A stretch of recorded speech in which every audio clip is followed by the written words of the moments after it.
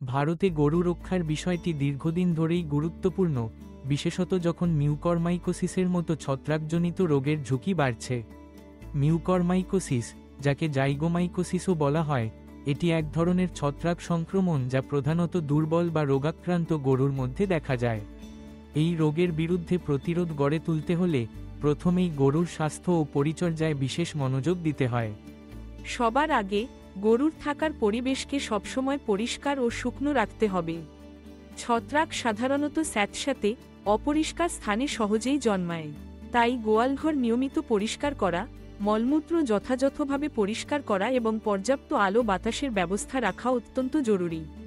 পর্যাপ্ত ও সুষম খাবার গরুর রোগ প্রতিরোধ ক্ষমতা বাড়াতে সাহায্য করে। পচা বা ছত্রাক উঠা খাবার কখনোই গরুকে খাওয়ানো উচিত নয়। খাবার ও পানির পাত্র নিয়মিত পরিষ্কার রাখতে হবে এবং ফ্রেশ ও বিশুদ্ধ পানি সরবরাহ নিশ্চিত করতে হবে।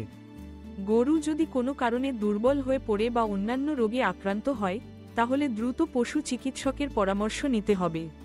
চিকিৎসক নির্ধারিত ওষুধ এবং টিকা যথাসময়ে দেওয়া গরুর সুস্থতার জন্য অপরিহার্য। মিউকরমাইকোসিসের প্রাথমিক লক্ষণ যেমন নাক দিয়ে রক্ত বা পুজ পড়া, চোখ ফুলে যাওয়া, শ্বাসকষ্ট, মুখ বা চোয়ালে ফোলা ইত্যাদি দেখা দিলে দ্রুত ব্যবস্থা নিতে হবে। এছাড়া গোয়ালঘরে কোষ্ঠকাঠিন্য, চোট বা ক্ষতজনিত সমস্যা হলে তাৎক্ষণিক চিকিৎসা করাতে হবে, কারণ ছত্রাক সহজেই ক্ষতস্থানে সংক্রমণ ঘটাতে পারে। গরুর আশেপাশে জমে থাকা পচা ঘাস, স্যাঁতস্যাঁতে খড় ও পচা জৈব পদার্থ দ্রুত অপসারণ করতে হবে।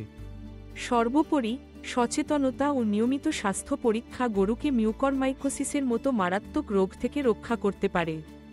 যত্ন, পরিচর্যা ও সময়োচিত চিকিৎসাই গরুর সুস্থতা নিশ্চিত করার প্রধান উপায়।